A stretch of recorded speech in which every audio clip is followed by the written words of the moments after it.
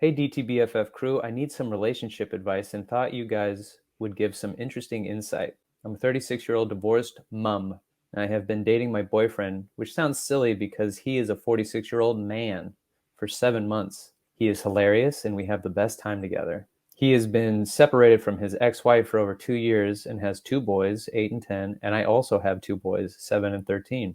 And all has been going very well until about 6 weeks ago. After weeks of feeling it, but being too nervous to tell him, I finally told him I was in love with him. He said, "Thank you. I'm not there yet. Is that okay?" I said, "Of course, no pressure. I just wanted you to know how I feel." Then I excused myself to a private little cry in the bathroom because of being vulnerable is the worst. After I pulled myself together, we had a snuggle in bed and talked a bit more. He said that he worries that he can't give me what I need and that I will get impatient and leave. We've talked in the last few months about how he isn't very forthcoming with his feelings and that I need more words of affirmation and reassurance in a relationship.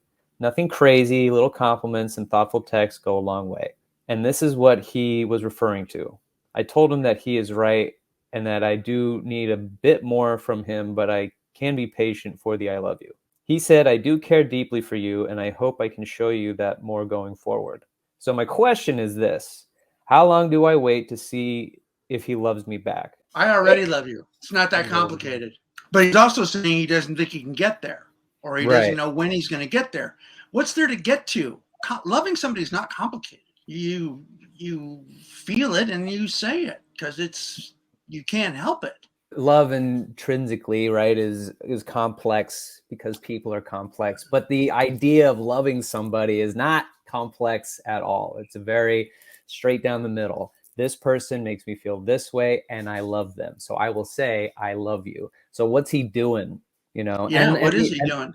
and the concept of being like, you need a lot of affirmation. I used to really need affirmation, and now I don't because I stay present, want nothing.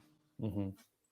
I just and surprisingly I get affirmation when I need it or when I least expect it, which is so sort of exciting. So when you feel like you constantly need it from them, and they hear that, they see that, and they feel that, for some reason that compels them not to do it, or to hear what you're saying and just go, you know what your problem is? Your problem is you want too much of my attention, and I don't know if I can give that to you.